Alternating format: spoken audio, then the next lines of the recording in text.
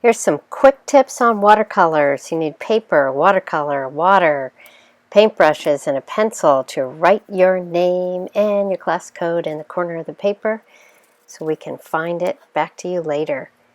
Some people like to draw first. You don't have to do that. Just remember to pat the puppy. That is a very unmessy way to get your paintbrush clean. Enjoy applying your paint. I just want you to remember more than anything else, you must clean your paintbrush between colors. Even if you're going from a light color to a dark color, you have to clean it off.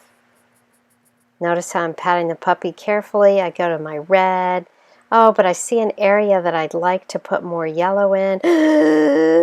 I'm not going to put it in there because that would be a disaster and ruin the yellow for everyone else in the school. So be careful. I'm going to mix colors in the back of my tray. I can just add them in. I can put in extra colors, just a few dots at a time. It's kind of hard to go backwards, so add color together a little bit at a time. But the back of the tray is a great place to mix. You can also mix right on the paper. Here I am laying down some black paint. I'm going to go for some blue paint, and I'm just going to put it right on top. Pretty cool effect. I can get a lighter color with less water. And I can also just use water, which is really cool. I can paint my paper with plain water and then dip a little bit of a color in and just dot it on, and I get these cool effects. Another thing I can do is I can lay down some color like some green, and I want to make grass. I can go in with yellow if I milk the cow. I can get some yellow and go right on top of that.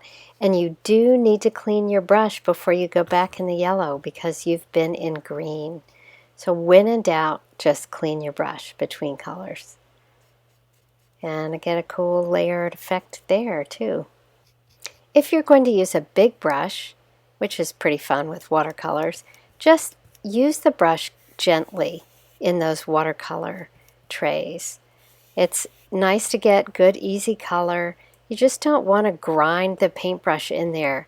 You want to be very careful. If you want deep color, then pat the puppy and milk the cow. You can still go in there gently and get some good solid color. So just be mindful of that. And when you clean up, make sure that if you use the back tray to do any color mixing, that you go in with a paper towel and you get all of that wet color off of there, or else it just gets spilled into the watercolor tray itself. So the name of the game is keeping the colors clean. You can use a little damp paper towel if you want to on the back, but you don't have to do that. And then just remember, when you're done and you close up these watercolors, carry them around like a birthday cake or a pizza so that they stay upright and none of the water runs into the other colors. I'm looking forward to seeing what you do.